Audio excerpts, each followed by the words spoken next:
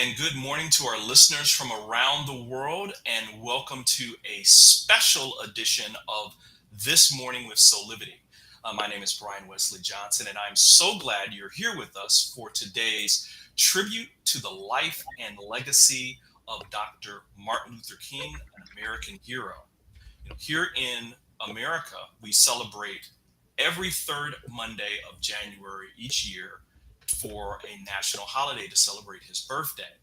So, for the next hour, is all about creating the space for all of us, including you, our listeners, to have a real conversation about the meaning of his life and what he believed and taught all of us towards a world of unity, love, compassion, and freedom. And I am so glad I am joined today by a very special panel of friends and Soulivity TV hosts and collaborators. There's D'Angelo Thompson, Sheila Applegate, Teresa Greco, Tammy Gaines, and Dr. Chanel Guzman on the line. So welcome, everyone. Thank Good you. morning. Welcome. Happy to be here today. Oh, man, this is going to be great. And listen, for all of you that are listening in today, before we begin, we definitely want this to be an interactive conversation. Please comment, ask questions, give us your thoughts about this particular show and what the life and legacy of Dr. Martin Luther King Jr. meant to you. We're going to be playing clips throughout the show as well from the WPA Library, one of the world's largest and most diverse libraries in the film industry. So we're so glad that they provided these clips. So everyone, why don't we go ahead and get started? I'm going to start with this first clip of a young Martin Luther King. It's approximately 1960-61, and he is talking about the famous quote I think that everybody knows outside of the I Have a Dream speech, where he's talking about injustice everywhere. For those who say to me, stick to civil rights, I have another answer. That is that I've fought too long and too hard now against segregated public accommodations to end up segregating my moral concerns. I'm not going to do that. Others can do what they want to do. That's their business. Other civil rights leaders, for various reasons, refuse or can't take a stand or have to go along with the administration. That's their business. But I must say tonight that I know that justice is indivisible. Injustice anywhere is a threat to justice everywhere. Woo, get chills every time I hear that. D'Angelo, I'm going to go to you first. I know you're a student of history and continue to be a student of history, and I know we've had conversations off and on about Dr. Martin Luther King, and I know him and his legacy means a lot to you. What are your thoughts, given this particular year, this particular times that's going on in the world, in the United States, and different communities? Well, Brian, as you know, I'm all about human rights, and not only in the US, but around the world. And listening to that portion of the speech reminds me injustice. There's been so much injustice that I've observed as of late. Definitely George Floyd and post-George Floyd, Keenan Anderson that just happened in LA. So my eyes are always open, not because I'm a man of color, just because I'm a human being. So I think we always have to be aware. Wow. George Floyd. Wow. That kind of sums it up, right? I mean, the power of television once again, where incidences like Selma and even the March on Washington, television played a role. And here's this video of George Floyd being murdered in front of everybody that brings back that notion of injustice. Does anyone else have any thoughts about this, Sheila or Teresa? I've been thinking a lot on the same lines, I think, as you, D'Angelo. I feel that injustice is just not acceptable. And as you were saying too, Brian, it's just so obvious in our world, even more so in the last few years because of the access to the videos live and things like that, and how television did play a part in it. And now it's amplified and getting stronger. And then I like to look back at how Martin Luther King was such an inspired person who really, I think, when in his speeches, he's speaking beyond time in the sense that he's speaking a universal truth that pours inward to us and continues to grow. So the quote of Martin Luther King Jr. that is in my heart today is, "The arc of moral universe is long, but it bends towards justice." And that's what I have to keep in my heart to keep the strength and the inspiration that we are moving in the right direction. Wow. Teresa, what about you? I just wanted to say that what hit a chord for me in that particular clip was, that last line, that an injustice anywhere is injustice everywhere, or rather, something like that, to that effect. And that he's not, he's referring to all injustices, that there are so many different forms of injustice that I see all the time, on the news, on social media, that I just feel like we're inundated with different forms of injustice that continue on, and that people are sensitive about, or are working towards correcting. And that it's unfortunate, but it seems like it's something that plagues humanity over and over and over. And will we ever get to a point where we're not we don't have to remind ourselves of the work that we have to do to try to write it? And that will we ever come to a point where everything is just for everybody? Wow. Tammy, what do you think about that? Do you It, think we'll get to a place? I mean, tell me what your thoughts are for the day first, and then maybe that's another discussion we can all have. Yeah, so I always have so many thoughts on Martin Luther King Day for a couple of reasons. One is that, fun fact, my grandmother was one of the people that funded the early civil rights movement. Right, right. I think I told you that.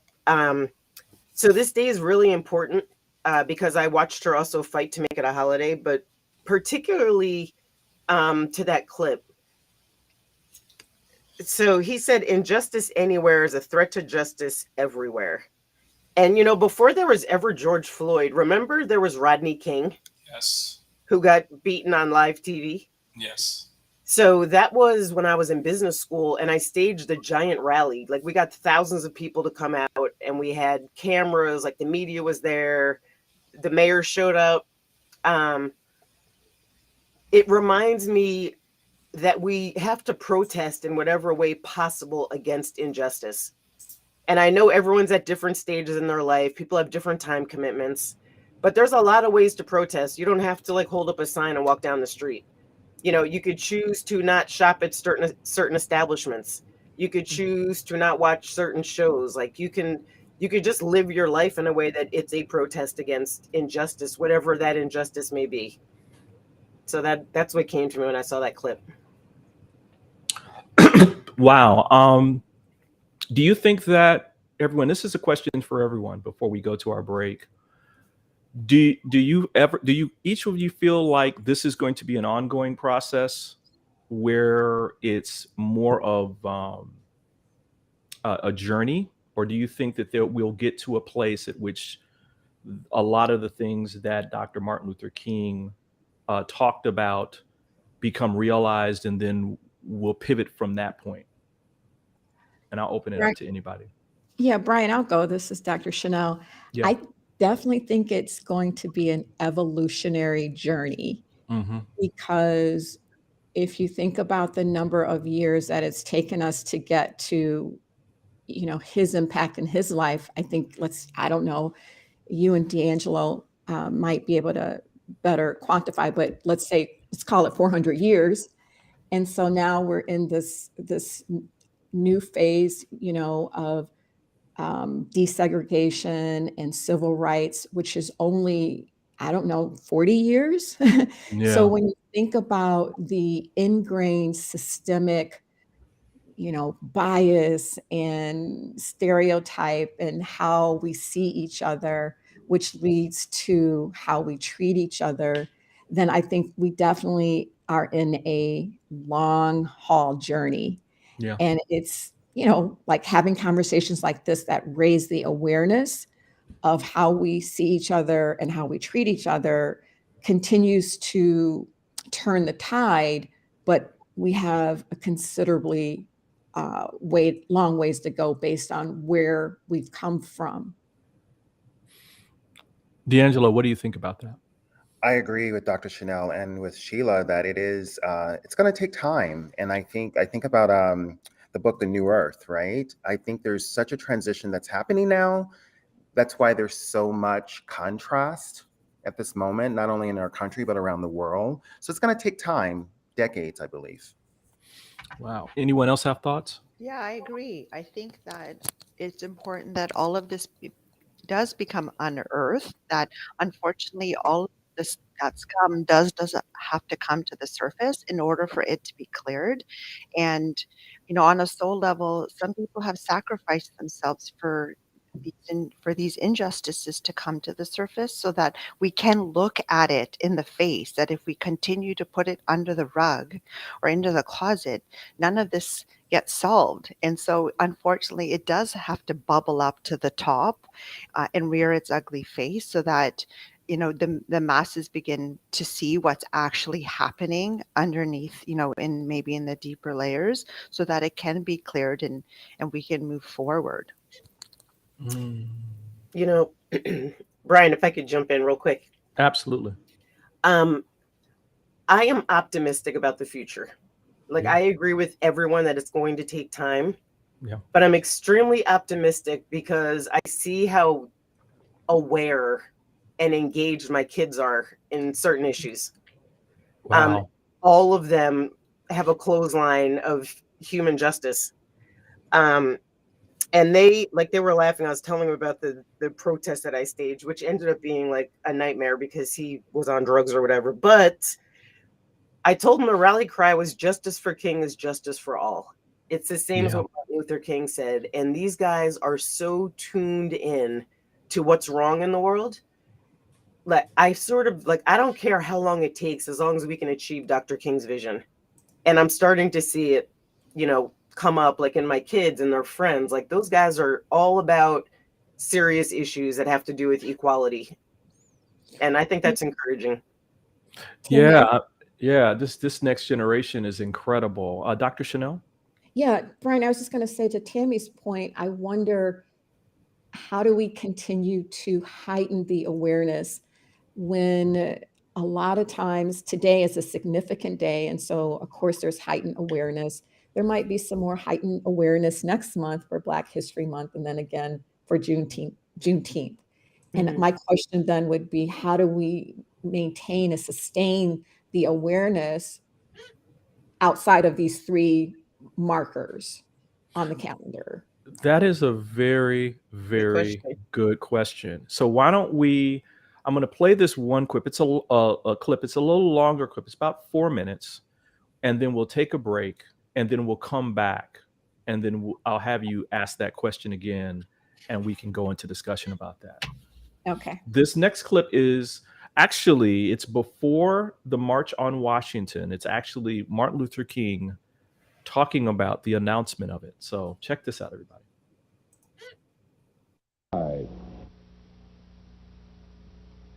Now, the other thing that we must see about this struggle is that by and large it has been a nonviolent struggle. Let nobody make you feel that those who are engaged or who are engaging in the demonstrations in communities all across the South are resorting to violence. These are few in number. But we've come to see the power of nonviolence. We've come to see that this method is not a weak method, for it's the strong man who can stand up amid opposition, who can stand up amid violence being inflicted upon him and not retaliate with violence.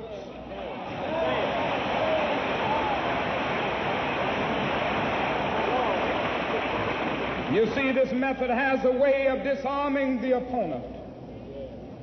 It exposes his moral defenses. It weakens his morale, and at the same time, it works on his conscience. And he just doesn't know what to do. If he doesn't beat you, wonderful. If he beats you, you develop the quiet courage of accepting blows without retaliating. If he doesn't put you in jail, wonderful. Nobody within his sense likes to go to jail. But if he puts you in jail, you go in that jail and transform it from a dungeon of shame to a haven of freedom and human dignity.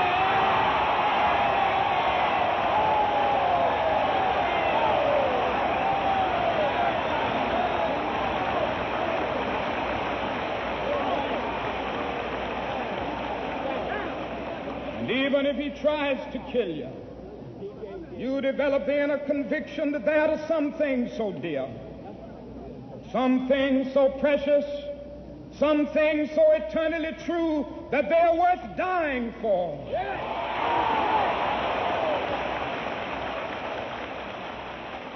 And I submit to you that if a man has not discovered something that he will die for, he isn't fit to live.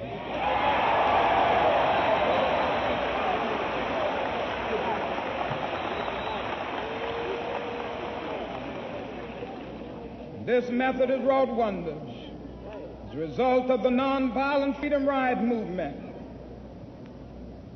Segregation in public transportation has almost passed away absolutely in the South. As a result of the sit-in movement at lunch counters, more than 285 cities have now integrated their lunch counters in the South. I say to you, there's power in this method.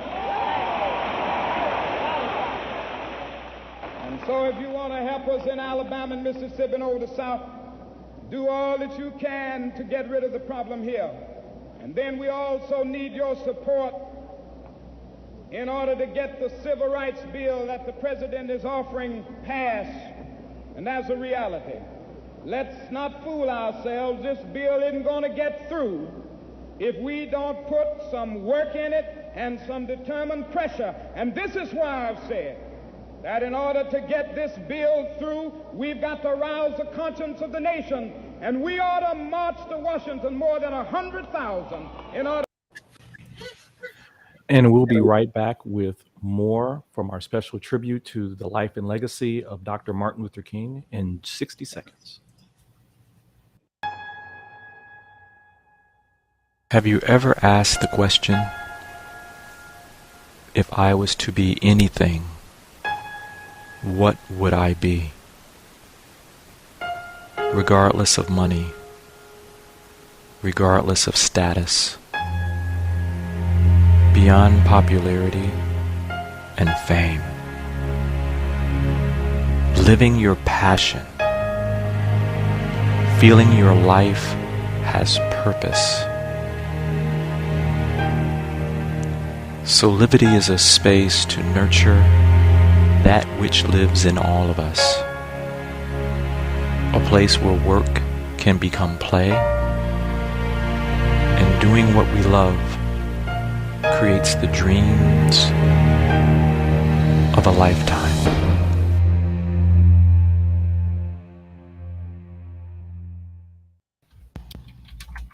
And we are back with more of This Morning with Soulivity, our special tribute to the life and legacy of Dr. Martin Luther King Jr. We're glad that all of you are here. Dr. Chanel, you had a great question for all of us at the end of the last segment. Why don't we start with that question? Perfect. Just to give the context again, I believe Tammy was speaking of the optimism she had, especially seeing her kids so involved in perhaps our young generation around, civil rights and equity and justice. And so my question was, and just what Dr. Martin Luther King just said, how do we rouse the consciousness, or how do we sustain the heightened awareness around injustice and equity outside of a day like today where everyone is, focused on it? And then we have Black History Month next month, and we have Juneteenth in June. How do we, out of those three markers, how do we sustain the heightened awareness around these issues? Who wants to take that? It's such an interesting question. So part of me feels like, I don't know how you all feel. Why do we have to have a holiday to celebrate what we are every day? Like, part of me drives me crazy, and part of me is like, this is a shame, like, but it's necessary, I guess. So, Doctor, tell me what you think about this. I feel like sustaining this feeling that we're having today is about our generation, not the younger generation. Because, like I said, they're just very aware. They teach social justice in school. My daughter's in high school. They protest all the time about all sorts of things. I think maybe it's us. Like, why are we complacent when injustice is still, it still exists? So I'll put that out to the team. Like, yeah, why are we? I do think it's us. It's our age group.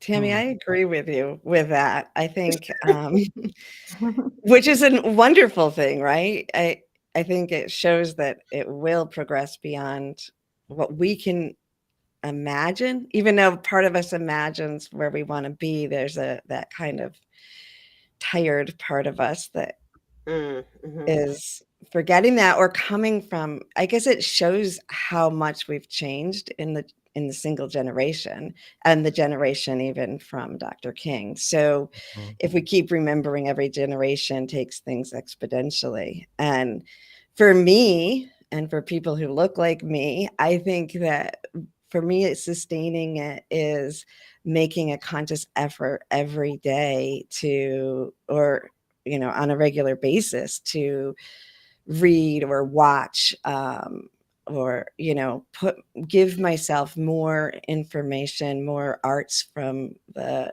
Black community, and to just learn about systemic racism, which is the next phase. So it's just a constant, we have to make a choice to keep going. And I think that has to do with people who look like me, who are in advantage from the systemic racism. D'Angelo, you had something that you wanted to say about this. Yes, I think days like today is just a reminder, and also every day we have to be conscious of it, right? We have to be conscious of how we think, how we react to things, how proactive we are. So many things. And also I'll say to Tammy, like, yeah, bringing in a younger generation's voice. I wish someone younger was on this, like, let's say 18, between 16 and 18, to talk on their behalf as well. She's still in the bed, D'Angelo. Okay. She is knocked out. Being a professor, it's I talk to 20-year-olds, and it's just interesting to hear their point of view. And I always say to them, this is an exchange. Like, I'm sharing things with you, but I want to hear what you have to say. And I can honestly say there are moments I get so emotional because they really are more evolved. Wow. Teresa, you had something. And being an educator and a parent myself, that, children come into this world as empty slates.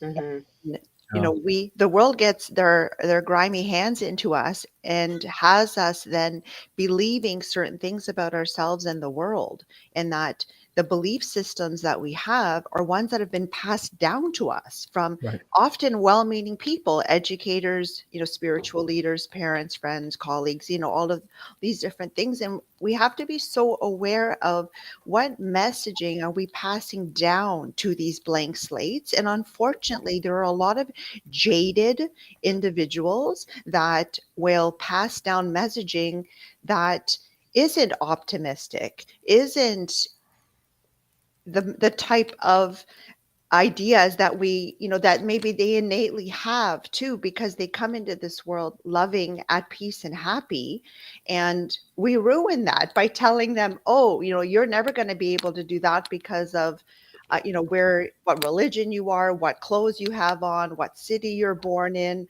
what economic status you have. Like, lots of different limitations are put on people. And unfortunately, when you're really young, it's like a sponge. You just take all of this in. And so I think that it's so important that we as adults, that, if you are jaded, if you're thinking, oh no, like nothing has changed, nothing will ever change. Well, that's wholly the wrong messaging that we want to be Right. imparting to them, that things will never change. And it's been like this, from the very beginning, and there's nothing you can do about it. So I think that as adults, we have to be really careful about, what messaging are you imparting, because those things become belief systems, and we don't want to disempower our young people that are coming into and onto the planet on a soul level, that they're here to start making a difference. That, my understanding is that we have made a mess of the planet in a variety of different ways, and that it has actually given these new young people something to do. They Right. are coming to Earth saying, oh yeah, I'm going to make a difference here. Right. And that their sole mission is to do that. So we have to ensure that we're not disempowering them through our words and actions. Right. I would love to pull this thread a little bit, right? Um, Teresa, as you were talking about this, I want people to understand that um, this goes beyond like implicit bias. There was a study. I'm sure D'Angelo, you know this because I think we talked about this at one point. There was a 40-year longitudinal study about how children respond to images of color. So I'll give you for instance, back in the late 60s when they started this study, they had pictures. They had like 6 pictures of the same identical graphical image of a little girl. And the only thing that changed was the color of that girl's skin. And it went from white to dark. And they would ask the children, who is the good child? Who is the smart child? Who is the bad child? And so on and so on and so on. And in the 60s, late 60s, when they first did the study, all the correlation was negative. More negative characteristics were associated to the darker skinned children, and the lighter skinned children had more positive characteristics. This was even true amongst African American children, how they perceived themselves.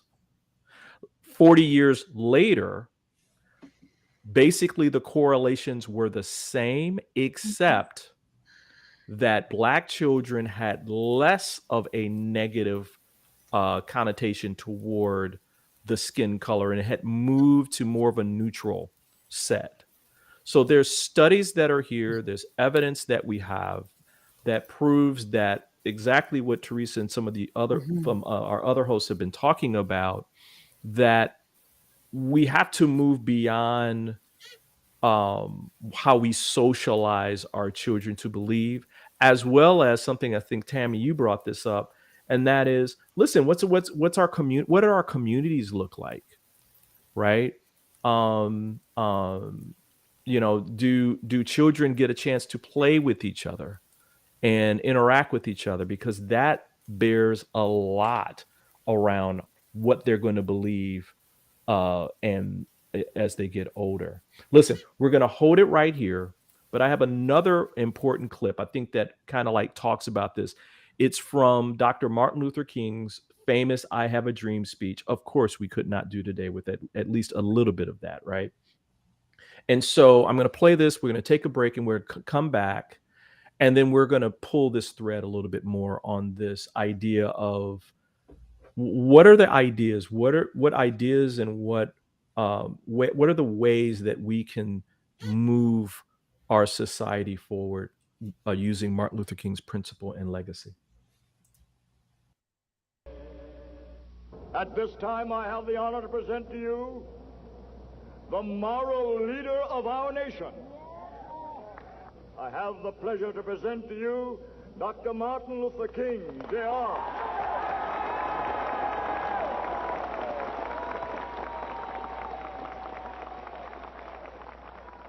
I am happy to join with you today in what will go down in history as the greatest demonstration for freedom in the history of our nation.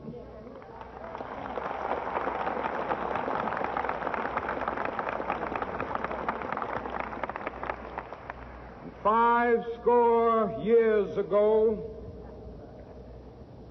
a great American in whose symbolic shadow we stand today signed the Emancipation Proclamation.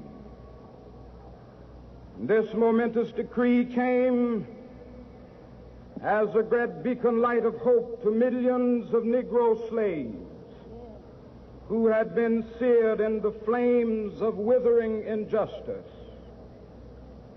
It came as a joyous daybreak to end the long night of their captivity. But 100 years later, the Negro still is not free. 100 years later, the life of the Negro is still sadly crippled by the manacles of segregation and the chains of discrimination. 100 years later, the Negro lives on a lonely island of poverty in the midst of a vast ocean of material prosperity. 100 years later,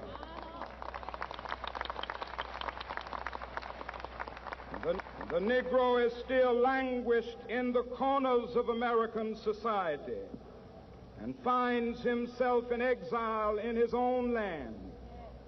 And so we've come here today to dramatize a shameful condition.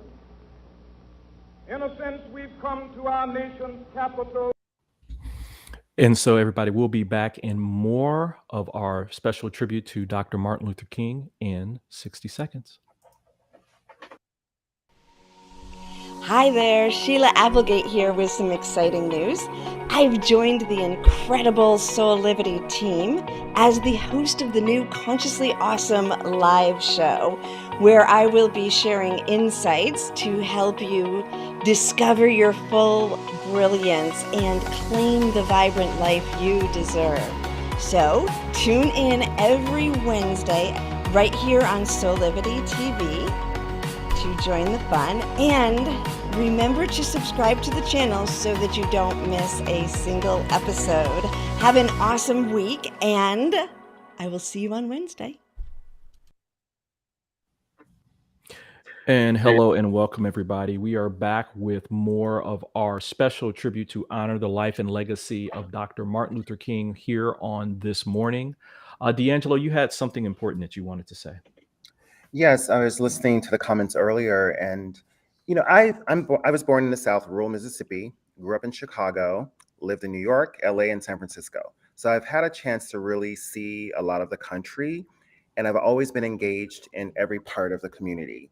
So my friend circle is very diverse. That said, I do notice something. Let's call it a Friends episode. Let's call it Seinfeld, where people can live in cities like New York City and still have an insular existence where they don't have diverse friends.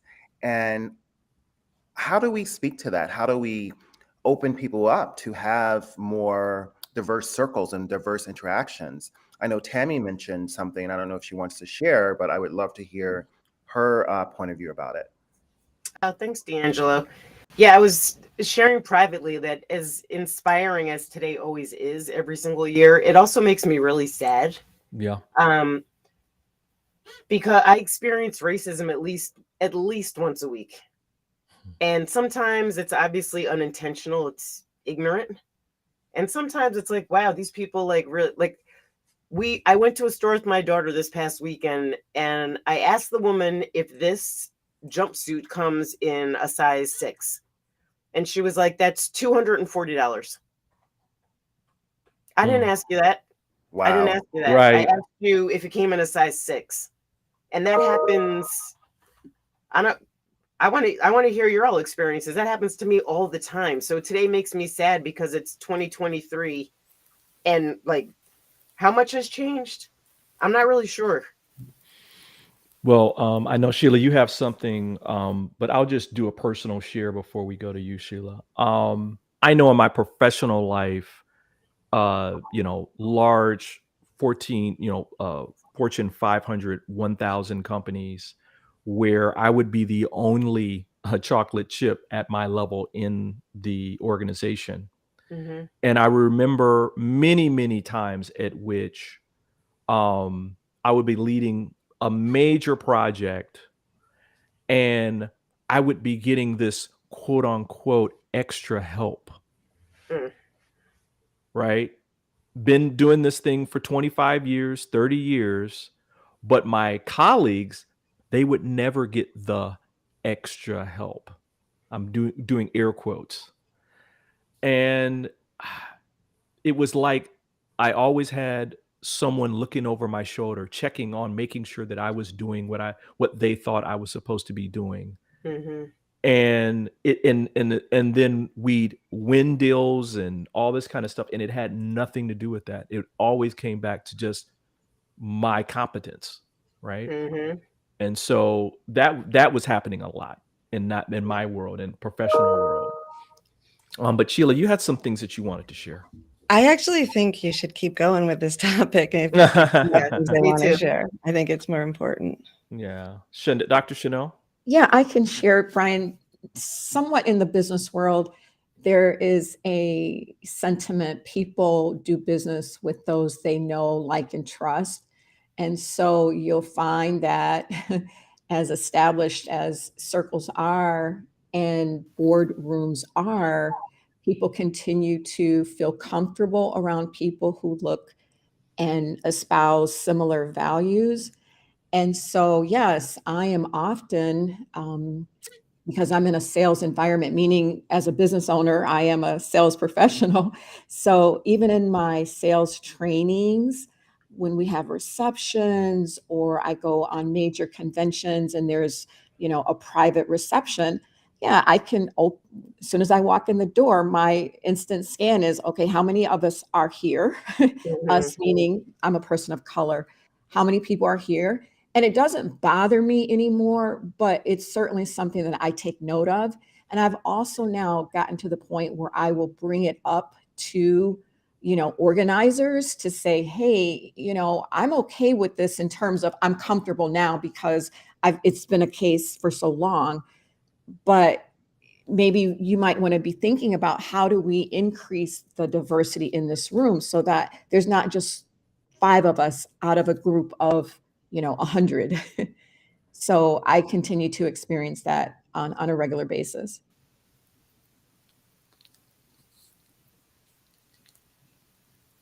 Teresa, you had something you wanted to share?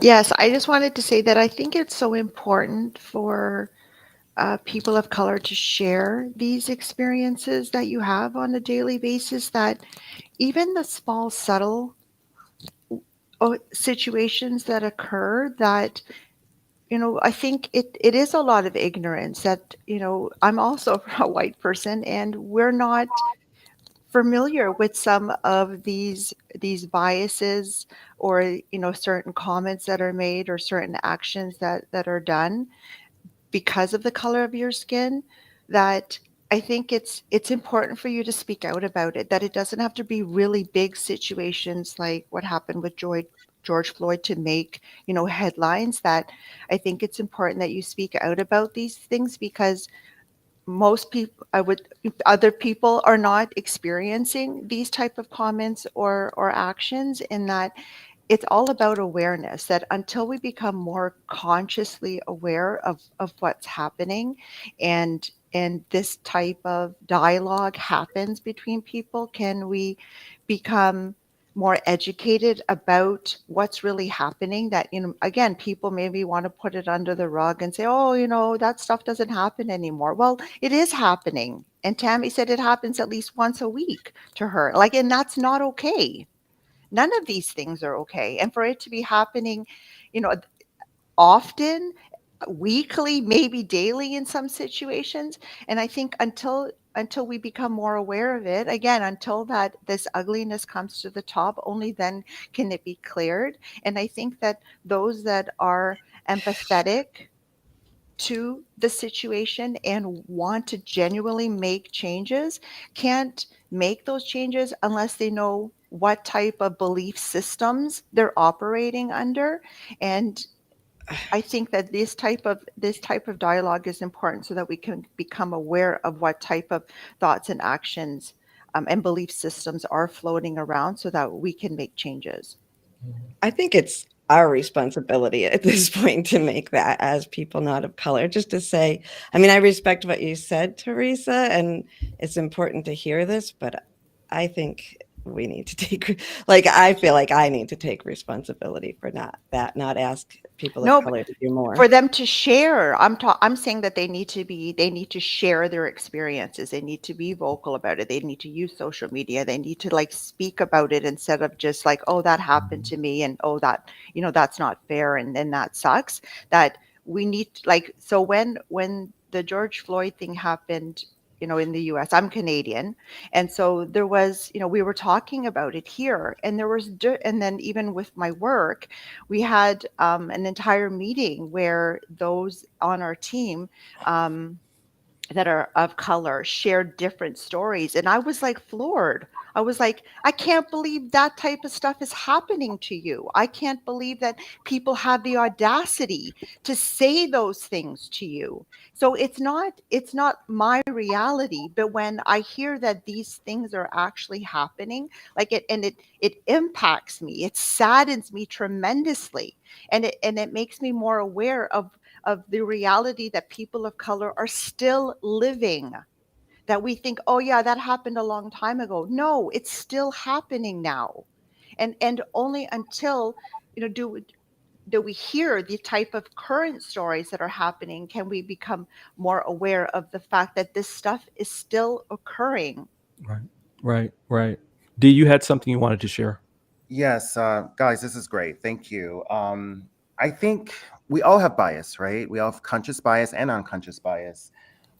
We also are flawed, but I think we individually have to be conscious of how we walk through our lives. And I'll give a perfect example.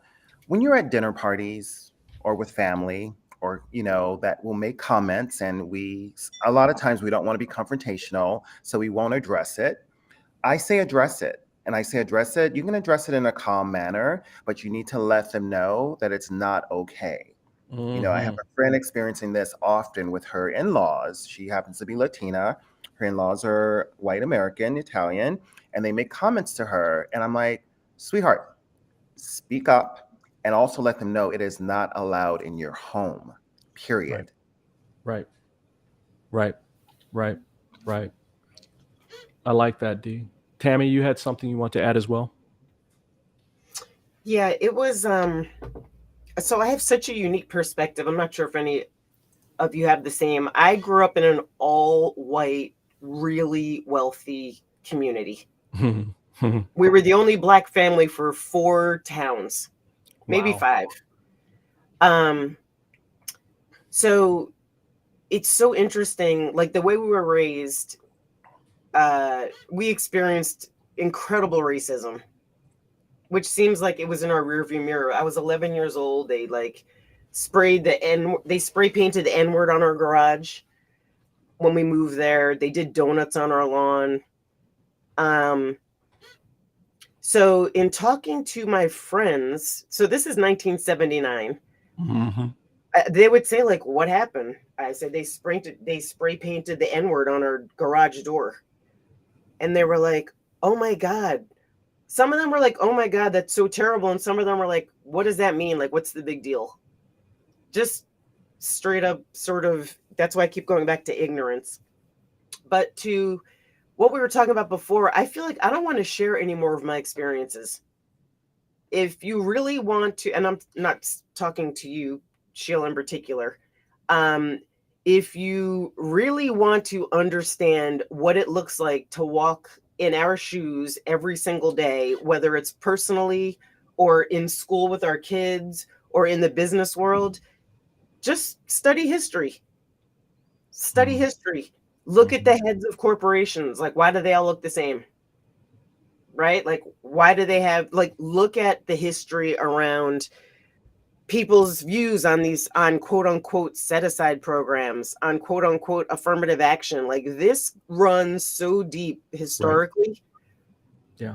I'm tired. Like, I'm just sort of tired of like sharing my experience. I totally agree with D'Angelo. We should call people out, which I do. But at some point you have to be responsible for your own education around this whole conversation around race. Right. You know, before we go to our next clip, you know, I had some, as you guys were all talking, I had some thoughts of my own, and I was thinking that first and foremost, I don't think there is one silver bullet for any of this. I think that D'Angelo, we got to call this stuff out when it happens and nip it in the bud. I think people shouldn't allow it in their own homes, but companies shouldn't allow it in their own companies. And they need to study too. But I'm reminded of a story my father said to me a long time ago about when he was a young man, married, going to school in the segregated South at one of the few four-year universities in the 60s that would actually graduate Black students from. This was beyond HBCUs, by the way. This was a white university that for the first time had ever had its first 4 or 5 Black students, and 2 of them were my parents. There was the message that there was going to be a cross burned on his lawn by the local Ku Klux Klan. And my father had to go outside, mow his lawn with his pistol in his jeans and his rifle strapped around his back to make sure that nothing happened to his family. Now, I look at that and I say, is it his responsibility to say to other people what they already know is happening in the community? Or is it the community and the people that are threatening him? Is it their responsibility to get aware and stop that, what I call madness, which affirms itself as racism? And so I have my answer. So all of you can kind of think about that as well. I want to go to this next clip because I think it's an important clip. It's something that kind of gets lost, and we can continue on this after the break if we want to. But I wanted to get to this one clip where it's from the March on Washington, and it's a part of the I Have a Dream speech that starts to connect economics with freedom for specifically Black people. And I thought that it was an appropriate piece because I think people don't know, or they forget, or they're ignorant of the fact that the March on Washington wasn't just for civil rights. It was also about economics and jobs as well. In fact, that's the complete title of the march. So we'll watch this clip, we'll do a break, and then we'll come back and we'll talk some more. condition. In a sense, we've come to our nation's capital to cash a check. When the architects of our republic wrote the magnificent words of the Constitution and the Declaration of Independence, they were signing a promissory note to which every American was to fall heir. This note was a promise that all men, yes, black men as well as white men, would be guaranteed the unalienable rights of life, liberty, and the pursuit of happiness. It is obvious today that America has defaulted on this promissory note insofar as her citizens of color are concerned. Instead of honoring this sacred obligation, America has given the Negro people a bad check, a check which has come back marked insufficient funds.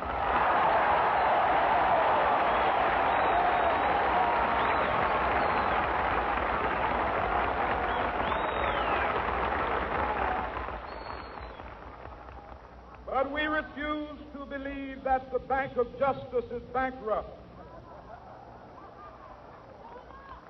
We refuse to believe that there are insufficient funds in the great vaults of opportunity of this nation. So we've come to cash this check, a check that will give us upon demand the riches of freedom and the security of justice.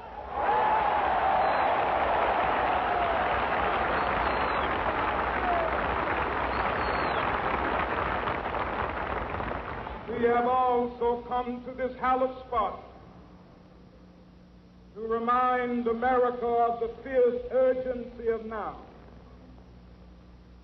This is no time to engage in the luxury of cooling off or to take the tranquilizing drug of gradualism.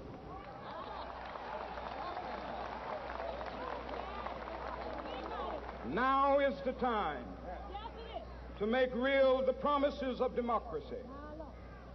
Now is the time to rise from the dark and desolate valley of segregation to the sunlit path of racial justice.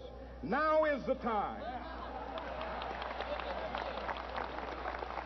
to lift our nation from the quicksands of racial injustice to the solid rock of brotherhood. Now is the time to make justice a reality for all of God's children. It would be fatal for the nation to overlook the urgency of the moment. This sweltering summit of the Negro's legitimate discontent will not pass until there is an invigorating autumn of freedom and equality. 1963 is not an end, but a beginning. Those who hope that the Negro needed to blow off steam and will now be content will have a rude awakening if the nation returns to business as usual.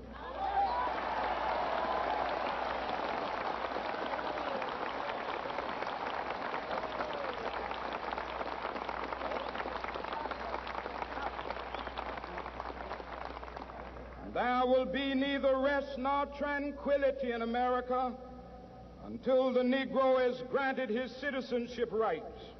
The whirlwinds of revolt will continue to shake the foundations of our nation until the bright day of justice emerges. But that is something that I must say to my people. Woo! I don't know about y'all, but I'm getting chills over here. That brother boy. Tammy, you had something that you wanted to say about this part of Martin Luther King's overall message, just not at the I Have a Dream, but this was a message that he had been talking about for a long time. Yeah, it's very interesting. People overlook this whole piece where he talked about economics, and he talked about, like, you know, one of his best speeches that he ever gave was to the union workers, right? Which was strictly business. It wasn't about well, I guess it was about equality in its own way. But in general, I think there's two ways to look at this. One is, how do we economically empower our community personally? Like, what can you do personally? And the second piece is, what can we do as a global community, right? Of African Americans, African America, by the way. So from a personal standpoint, I do believe that economic empowerment is the great equalizer. And I read a study somewhere that if Black people had an extra $300 a month, they would be more highly engaged in everything from education to healthcare, like basically those things that make society work. So in terms of a call to action, I would encourage everyone to do a side hustle. Ideally, something around entrepreneurship, Amen. like have your own business. For a lot of reasons. One is, if you have your own business, you have a plan B. If your job doesn't work, there's tax write-offs, and it's extremely inspiring to make your own money from something that you came up with in your head. Second thing, Brian, really quick, is from a community standpoint. There's been these, after George Floyd, it was like, buy Black, support Black businesses, blah, blah, blah, blah, blah. That is so important. Excuse me. I did a speech a couple years ago on Martin Luther King Day on how many times our dollars bounce in our community versus other communities. So, for example, in the Asian community, their dollars change hands more than 9 times before they leave the Asian community. Absolutely. In the Latino community, dollars 6 times. They change hands 6 times.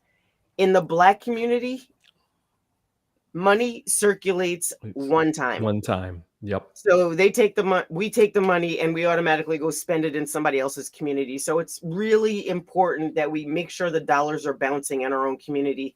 That's going to lead to economic power. Like, Blacks have an estimated 1.3 trillion gross national income, but only 2% is recirculated in the Black community. Wow. We can start turning that around. Yeah, thank you for that. And I'm going to go around the room with what people can think around this empowering call to action. Just one little piece that I want to share, Tammy, in terms of that. African Americans spend more disposable income than any other group.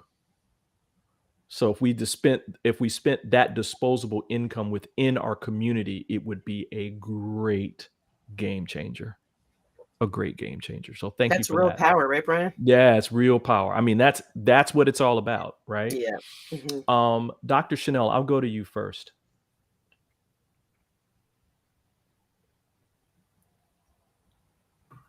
Dr. Chanel, you on mute?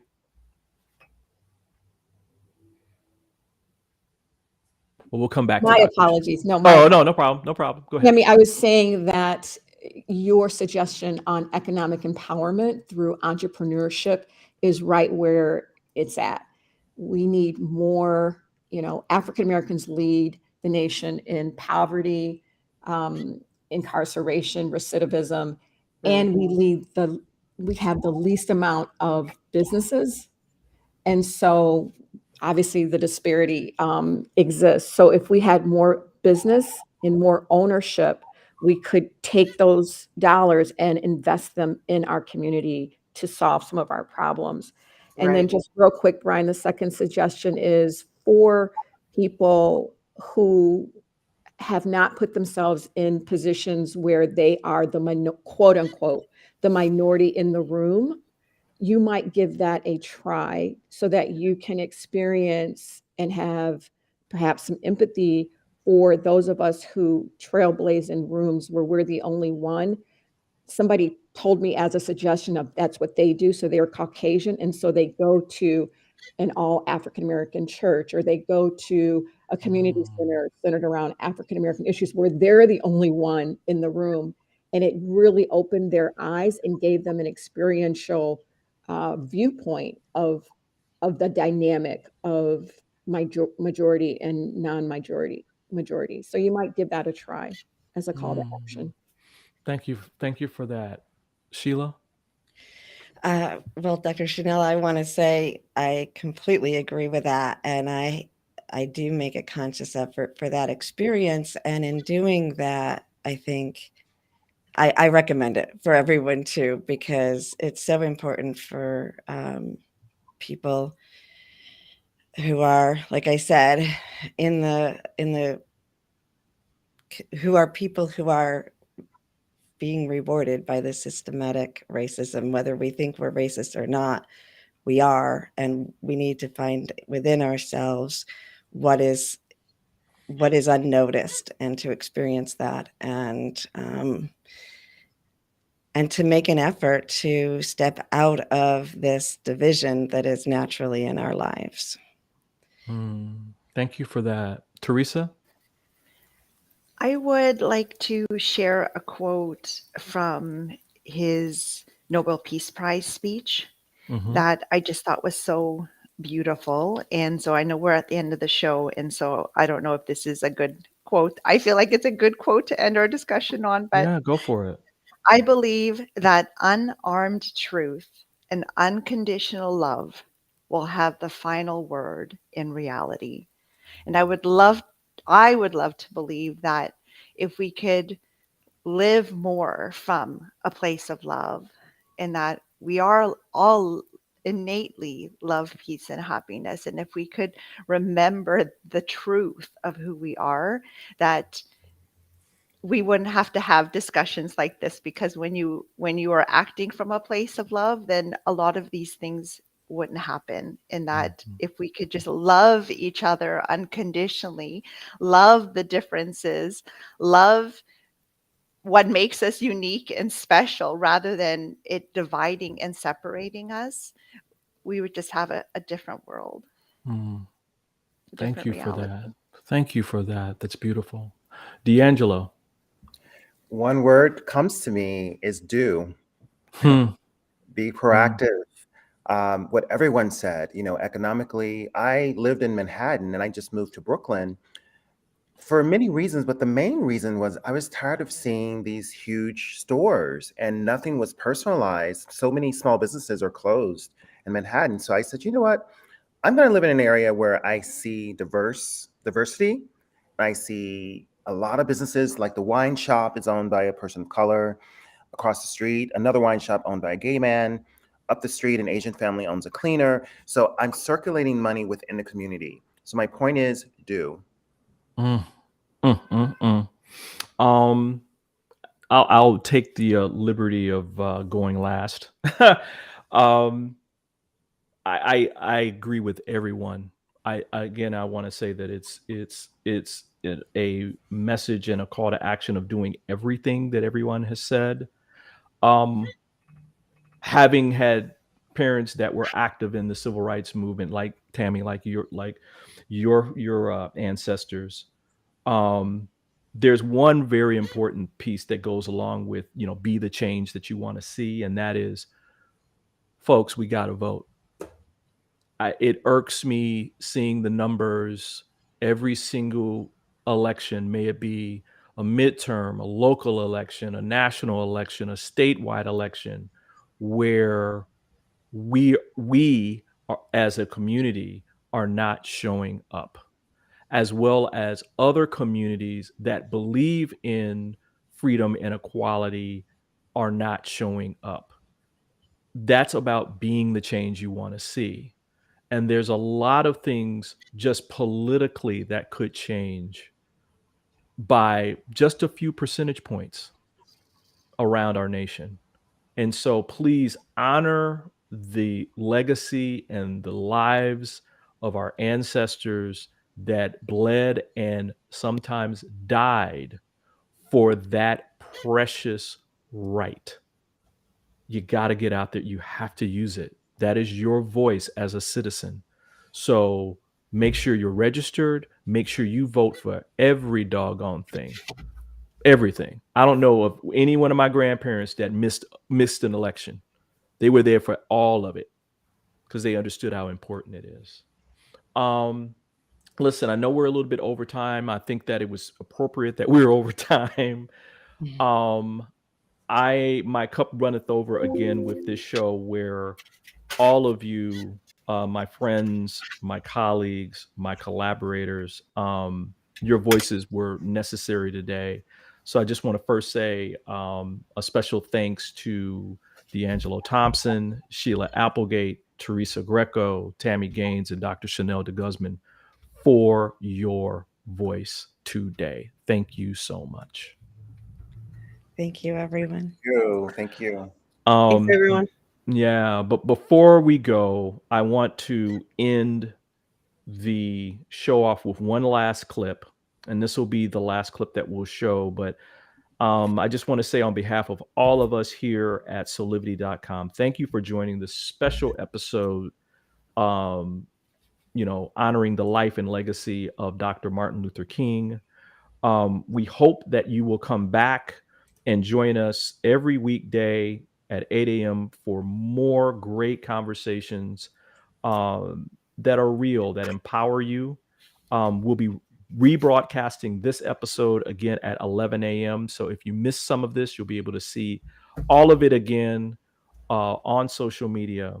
And so as we go to this next clip, I just want to say, until next time, keep having real conversations with passion and purpose, and create a life full of high quality living today. We'll see you next time. An inescapable network of mutuality tied in a single garment of destiny. And whatever affects one directly affects all indirectly.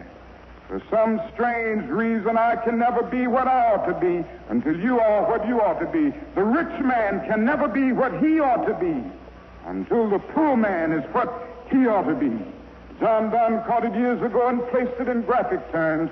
No man is an island entire of itself. Every man is a piece of the continent, a part of the main. And then he goes on toward the end to say, any man's death diminishes me because I am involved in mankind.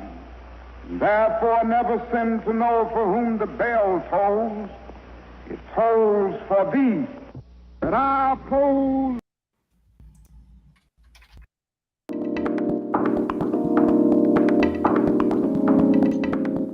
This work is subject to copyright owned by Affinity Global LLC. Any reproduction or republication of all or part of this is expressly prohibited unless Affinity Global LLC has explicitly granted its prior written consent. All other rights reserved.